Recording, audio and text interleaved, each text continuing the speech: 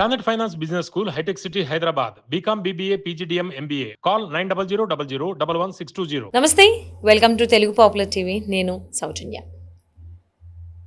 ఎప్పుడు కూడా మన బోర్డర్ సెక్యూరిటీ ఆ లైన్ దగ్గర ఏదో ఒక హడావిడి జరుగుతూనే ఉంటుంది. ఏదో ఒక సెక్యూరిటీ ఇష్యూ వింటూనే ఉంటాం న్యూస్‌లో. అప్పుడప్పుడు కొన్ని మన దాకా రాకపోవచ్చు, రావు కూడా. సో, రీసెంట్‌గా ఏంటి అనంటే నిన్ననో, మొన్ననో ఈ యూఎస్‌కి సంబంధించిన నేషనల్స్ ఎవరైతే ఉన్నారో వాళ్ళు శాటిలైట్ ఫోన్‌తో దొరికారనేటువంటి వార్త ఒకటి మనకిప్పుడు వైరల్ అవుతుంది. అది ఎంతవరకు వాస్తవం? అంటే వాళ్ళు దొరికిన దానికి సంబంధించి మనం ఏమైనా రిస్క్‌లో ఉన్నామా? మేబీ పాకిస్తాన్ ఏమైనా యూఎస్ సపోర్ట్‌తో మన మీద ఏమన్నా తెలియని అటాక్ ఏమైనా చేసేటువంటి ఛాన్సెస్ ఉన్నాయి. అసలేంటి? సో, చాలా డౌట్స్ వస్తున్నాయి ఈ అంశానికి సంబంధించి. మరి ఈ అంశానికి సంబంధించి వారి అభిప్రాయాన్ని, వారి విశ్లేషణని మనతో పంచుకోవడానికి ఈరోజు మనతో పాటు ఉన్నారు geopolitical analyst Pavan Shri Harsha గారు ఉన్నారు. వారితో మాట్లాడదాం. నమస్తే అండి. నమస్తే అండి. సో, బోర్డర్ సెక్యూరిటీ టైం ఏదైతే ఏరియా ఉందో ఎప్పుడు ఏదో ఒకటి మనం వింటూనే ఉంటాం. సో, ఈ యుఎస్ నేషనల్స్ విత్ శాటిలైట్ ఫోన్‌తో దొరికారు అనేటువంటి వార్త ఏదైతే ఉందో ఇది ఎంతవరకు వాస్తవం? సో, ఇంకొకటి ఏంటంటే దొరికిన వాళ్ళు ఈ యాంటీ నేషనల్ యాక్టివిటీకి సంబంధించి ఉన్నారు అనేటువంటి వార్త కూడా వినిపిస్తూ ఉంది. And more over last year ఇదే టైంలో 1 or 2 డేస్ తర్వాత అంటే ఏప్రిల్ 22 అటాక్ జరిగిన సంగతి మనందరికీ తెలిసిందే. సో, ఈ టైంలో ఇలా యూఎస్ నేషనల్స్ దొరకడం అనే దానికి సంబంధించి అంటే ఏదైనా అటాక్ జరగబోతుందా? లాస్ట్ ఇయర్ ఏదైతే జరిగిందో అటాక్ దాని బేసిస్‌లో గానీ అంటే వాళ్ళు సైలెంట్‌గా ఊరుకోరు. తెలిసిందే పాకిస్తాన్ అలా చేసేవాళ్ళు. సో, దీని గురించి మీరేమంటారు? యుఎస్ నేషనల్స్ గనక మనం మాట్లాడితే యుఎస్ అటాక్ చేయదండి చేయదు, చేయిస్తది. యుఎస్ ఏం చేయగలుగుతుంది అంటే 2 ఒకటి ఇక్కడ డీస్టెబిలైజ్ చేయగలుగుతుంది, లేదు అంటే 2 పాకిస్తాన్ చేత ఉసుగొల్పి పాకిస్తాన్కి ఏవైతే కావాలో అవి ఇచ్చి మన మీద దాడి చేయించగలుగుతుంది. సో మనం పాకిస్తాన్ది మనం పక్కన పెట్టి యుఎస్దే మాట్లాడుకున్నట్టయితే శాటిలైట్ ఫోన్తోని శ్రీనగర్లో ఇద్దరు దొరకడం అనేది చాలా నేషనల్ సెక్యూరిటీ థ్రెట్. ఎందుకంటే అది జమ్మూ కాశ్మీర్ కరెంట్లీ ఇప్పుడు ఒక డీస్టెబిలైజ్ అనను, కానీ ఆర్టికల్ 370 తీసుకున్న ఏదైతే ఒక స్టెబిలిటీ వచ్చిందో పెహల్గాం దాడి తర్వాత దాని మీద కొన్ని సందేహాలు వ్యక్తం అవుతూ వస్తున్నాయి. ప్రభుత్వం దాన్ని సమాధానం చెప్పి మళ్ళీ నార్మలైజ్ చేసింది. ఈ టైంలో ఇద్దరు యుఎస్ నేషనల్స్ నార్మల్గా వెళ్ళి ఉన్నట్టయితే కనుక పెద్ద ఎవరికి సందేహాలు వచ్చి ఉండేవి కాదు. ఎందుకంటే కాశ్మీర్ మామూలుగా టూరిస్టులకు అది చాలా important and famous. US nationals వెళ్తారు, యూరోపియన్ నేషనల్స్ వెళ్తారు, ఈవెన్ మిడిల్ ఈస్ట్ నుంచి వెళ్తారు, రష్యా నుంచి వెళ్తారు. అది ఎవ్వరికి సమస్య లేదా, దాంట్లో ఎవరు సందేహపడక్కర్లే. అందరికీ సందేహం ఎందుకు ఉందంటే వాళ్ళు శాటిలైట్ ఫోన్తో ఎందుకు వచ్చారు, అండ్ ఎస్పెషల్లీ యుఎస్ సిటిజన్స్ వాళ్ళు. లాస్ట్ ఇయర్ ముందు ఇయర్ అందరికీ తెలిసిందే సిలిగుడి కారిడార్ చికెన్ నెక్ అంటారు, నార్త్ ఈస్ట్ని సపరేట్ చేసేయచ్చో దాన్ని కట్ చేస్తాను. సిఏఏ గొడవలు అయినప్పుడు కూడా ఒక అతను దాని మీద వ్యాఖ్యలు చేసి అతన్ని జైల్లో వేయడం జరిగింది, ఎన్ఎస్ఏ యుఏపిఏ యాక్ట్ వాడి. అంత ఇంపార్టెంట్ సిలిగురి కారిడార్లో లాస్ట్ ఇయర్ ఐ థింక్ ముందు ఇయర్ మళ్ళీ ఒక యుఎస్ నేషనల్ శాటిలైట్ ఫోన్తో దొరికాడు. సో యుఎస్కి ఏదో మన దేశంలో డీస్టెబిలైజ్ చెయ్యాలి అనే కుట్ర యుఎస్ చేస్తున్నట్టు అయితే ఈ 2 ఇన్సిడెంట్స్తో అర్థమవుతుంది. ద బిగ్గెస్ట్ ప్రూఫ్ ఏంటి అంటే Matthew Van Dyke arrest.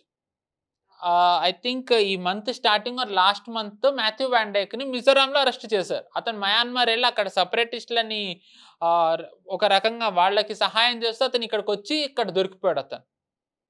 So Matthew Van డైక్ అతను దొరికినప్పుడు చాలా అంటే ఒక సెన్సేషన్ క్రియేట్ అయింది. ఎందుకంటే ఇతను ఎక్కడెక్కడైతే యుఎస్ యాక్టివిటీస్ ఉన్నాయో లైక్ సిరియా, ఇరాక్, లిబియా, ఎక్కడెక్కడైతే రెజీమ్ చేంజ్లు యుఎస్ చేసిందో, సివిల్ వార్లు క్రియేట్ చేసిందో అక్కడక్కడల్లా మాథ్యూ వాన్ డైక్ ఉన్నాడు. ఇతను చేసేది ఏంటంటే నేను ఏమీ వార్ చేయను, నేను అక్కడ ఉన్న మైనారిటీస్కి హెల్ప్ చేస్తాను, క్రిస్టియన్స్కి హెల్ప్ చేస్తాను, గాస్పెల్ చెప్తాను, ఏవైతే వీళ్ళ క్రిస్టియన్ భాష ఉంటుందో అది వాడతాడు. అలాంటి అతను మయన్మార్కి వెళ్ళి మన దగ్గరికి ఎందుకు వచ్చాడు? ఇప్పుడు వెళ్ళాలి అంటే గనక ఇన్నర్ లైన్ పర్మిట్ కావాలి. ఫారిన్ నేషనల్స్కి కొన్ని పర్మిట్లు ఉంటాయి, తను అవేవి తీసుకోకుండా వెళ్ళాడు. ఎందుకు వెళ్ళాడు? పోనీ వెళ్ళిన వాడు అక్కడ ఏమైనా ఉన్నాడంటే అతను ఏకంగా బార్డర్ దాటి మిజోరాంకి వెళ్ళాడు. మిజోరాంకి వెళ్ళి ఇక్కడ వస్తూ దొరికాడు. సో అంటే అతని హిస్టరీ చూసి అతను చేసిన పని చూసినట్టయితే మాథ్యూ వాన్ డైక్ ఏదో అంటే అతని ద్వారా ఏదో ఒక డీస్టెబిలైజ్ చేసే ప్రయత్నం యూఎస్ చేస్తుందని మనకు అర్థమవుతుంది.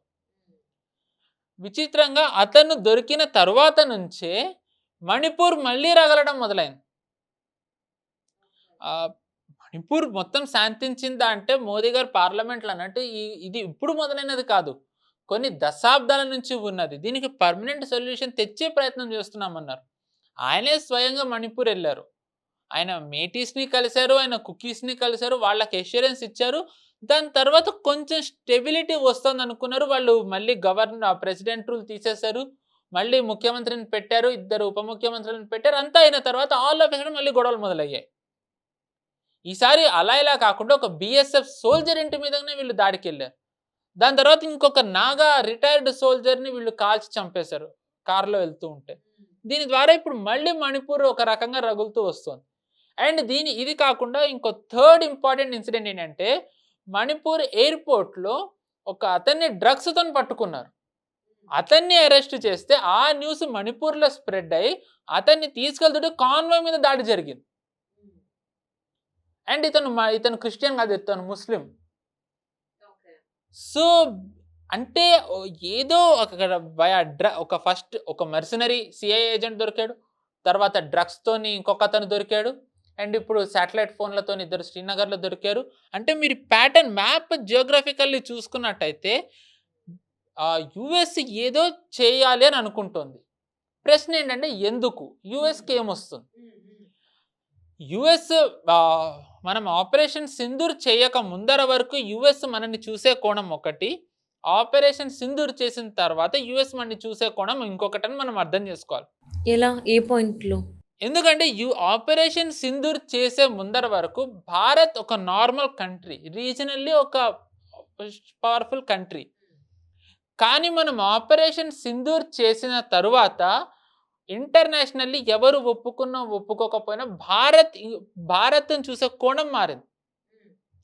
ఇప్పటి వరకు కూడా వరల్డ్ వార్ 2 తర్వాత ఏ దేశము కూడా మరో న్యూక్లియర్ దేశం మీద దాడి చేయలేదు.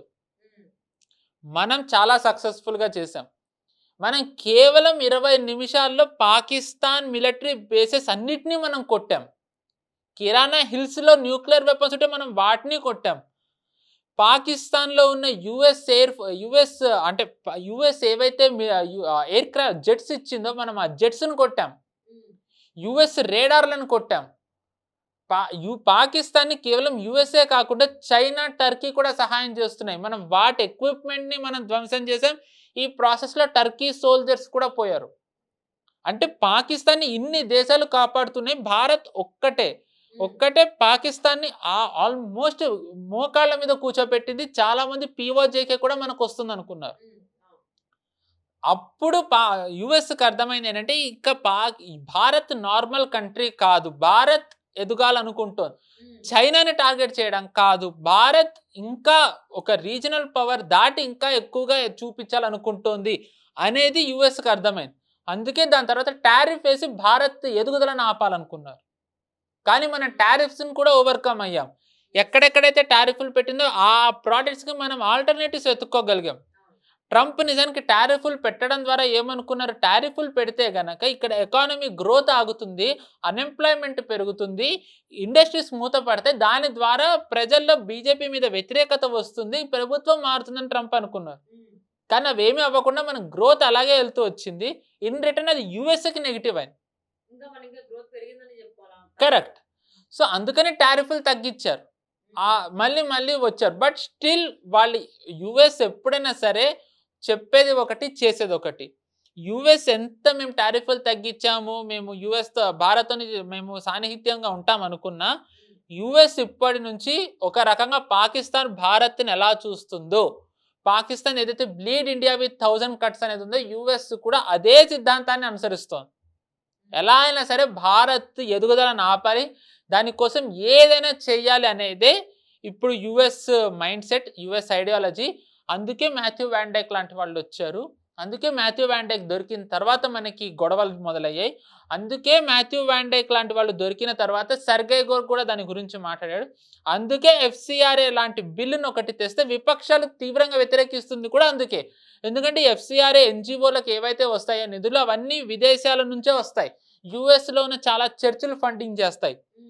మనకి తెలిసిందే నార్త్ ఈస్ట్‌లో చాలా రాష్ట్రాల్లో చర్చిలు ఎక్కువగా ఉంటాయి. చాలా ట్రైబల్ ఏరియాస్‌లో ఉంటాయి.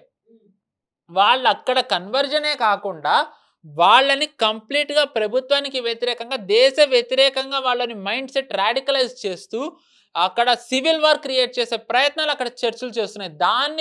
దాన్ని ఆపడానికి ఎఫ్‌సిఆర్‌ఏ బిల్లు తెచ్చారు. దాన్ని విపక్షాలు వ్యతిరేకిస్తూ వచ్చాయి. సో, సామ, దాన, భేద, దండోపాయాలు అన్నీ ఉపయోగించి భారత్ ఎదుగుదలను ఆపాలని యుఎస్ ప్రయత్నించట్లేదు. వాళ్ళు బహిరంగంగానే చెప్పారు. మన దగ్గర ఒక కాంక్లేవ్ జరిగింది. ఐ థింక్ లాస్ట్ మంత్ ముందు మంత్ ఇరాన్ యుద్ధం మొదలు అవ్వక ముందు టు బి ప్రిసైజ్. అప్పుడు ఒక యుఎస్ గవర్నమెంట్ నుంచి ఒక అతను వచ్చి అతను బహిరంగంగా కాంక్లేవ్లో చేసిన వ్యాఖ్యలు ఏంటి అంటే, చైనాని ఎదగడానికి ఎలా అయితే యుఎస్ సహకరించిందో అలాగ భారత్ ఎదగడానికి యుఎస్ సహకరించదు. భారత్ ఎదుగుదలని యుఎస్ అంటే మేము ఏమీ హెల్ప్ చెయ్యము అని చెప్పి బహిరంగంగా చెప్పారు. అయితే జయశంకర్ గారు దానికి కౌంటర్ ఇచ్చారు. యుఎస్ హెల్ప్ మాకేం అవసరం లేదు, భారత్ ఎదుగుదలకి మేము సొంతంగానే ఎదగగలమని చెప్పి ఆయన అన్నారు. చాలా మంది దాన్ని ఎలా చూసారంటే, అంటే వాళ్ళ బిచ్చం ఇస్తే మనం ఎదుగుతామని. వాళ్ళు బిచ్చం ఇస్తే మనం ఎదుగుతామా కాదు, వాళ్ళ అవకాశం ఇస్తే మనం ఎదుగుతామని. ఈరోజు మనం మనకి భారత్కి మధ్యన 3 దేశాలు ఉన్నాయి. ఒకటి అంటే జీడిపి మనకి యుఎస్ ఓకే. యుఎస్కి భారత్కి మధ్య మనం ఇప్పుడు 5th ఉన్నాం. యుఎస్ ఫస్ట్ ఉంది. మధ్యలో 3 దేశాలు ఉన్నాయి. ఒకటి చైనా, ఇంకొకటి జపాన్, ఇంకోటి జర్మనీ. ఈ 3 కూడా యుఎస్ సహకారంతోనే ఎదిగాయి. మనం గమనిస్తే చైనా డెంగ్ జియాపింగ్ ఎప్పుడైతే యుఎస్ పెట్టుబడులు ఆహ్వానించాడో అప్పటి నుంచి చైనా ఎదుగుదల మొదలైంది. ఓ రకంగా చైనా మీద డైరెక్ట్ చర్యలు తీసుకోలేకపోవడానికి ఈరోజు యుఎస్ కారణం ఏంటి అంటే, యుఎస్ ఎదుగుదల అంటే యుఎస్ సర్వైవల్ చైనా మీద ఆధారపడదు. చైనా యుఎస్ మీద ఇద్దరు ఇంటర్ డిపెండెంట్. అందుకని డైరెక్ట్గా చర్యలు తీసుకోలేకపోతుంది. చైనా దాన్ని అవకాశంగా మలుచుకుని ఏం చేయాలో చేస్తుంది. బట్ వాళ్ళిద్దరి గేమ్ వేరు. జపాన్ కూడా World War II తర్వాత ఎలాంటి డివాస్టేషన్కి గురైందో మనందరికీ తెలిసిందే. కానీ అలాంటి జపాన్ ఎదుగుదలకి కూడా యుఎస్ ఎంతగానో సహకరించింది. యుఎస్ సహకరిస్తేనే జపాన్ అంతగా ఎదిగింది. ఎంత ఎదిగిందంటే ఈ Japan almost super power next మళ్ళీ అవుతుందా అని అనుకున్నారు. అనుకున్న తరువాతే రొనాల్డ్ రీగన్ వాళ్ళు ఎవరైతే సక్సెసివ్ యుఎస్ ప్రెసిడెంట్ ఉన్నారో వాళ్ళు జపాన్ని కంటైన్ చేయడం మొదలుపెట్టారు. ఆ కంటైన్ చేయడం మొదలుపెట్టిన తర్వాత స్టాగ్ఫ్లేషన్ అంటే ఎకనామిక్ స్టాగ్నేషన్, ఇన్ఫ్లేషన్ ఈ రెండు కలిపి స్టాగ్ఫ్లేషన్ అందులోకి వెళ్ళింది. అందుకే ఎకానమీ ఆగిపోయింది. అదే టైంలో చైనా గ్రోత్ మొదలైంది. And Germany World War II తర్వాత హిట్లర్ది జర్మనీ 2 భాగాలైంది. కోల్డ్ వార్ తర్వాత మళ్ళీ ఒకటే జర్మనీ అయింది. ఈ టైంలో మొత్తం మళ్ళీ యుఎస్ఏ కంపెనీస్ని ఎంకరేజ్ చేసింది. న్యూక్లియర్ వెపన్స్ ఈరోజు జర్మనీలో స్టేషన్ అయి ఉన్నాయి యుఎస్వి. అంటే యుఎస్ ప్రభావం జర్మనీ మీద ఎంత ఉందో మనం దీన్ని బట్టి అర్థం చేసుకోవాలి. అండ్ జపాన్ మరొక విషయం ఏంటంటే, Japan constitution is based on US constitution. US వాళ్ళు జపాన్ కాన్స్టిట్యూషన్ రాయడంలో సహకరించారు. అంటే జపాన్కి ఎంత సోవెర్నిటీ ఉందో మనం దీన్ని బట్టి గమనించాలి. కానీ ఈరోజు ఇప్పుడు మీకు ఎందుకు ఇంత చెప్పానంటే, ఈ ఎదుగుదల అంతా కూడా ఈ దేశాలు ఎదిగాయని అంటారు. కానీ ఎదుగుదలలో యుఎస్ సహకారం ఎంత ఉందో ఒక్కసారి గమనించండి. ఈరోజు భారత్ ఎదుగుదల ఎలా ఉందో మనం ఒక్కసారి గమనించండి.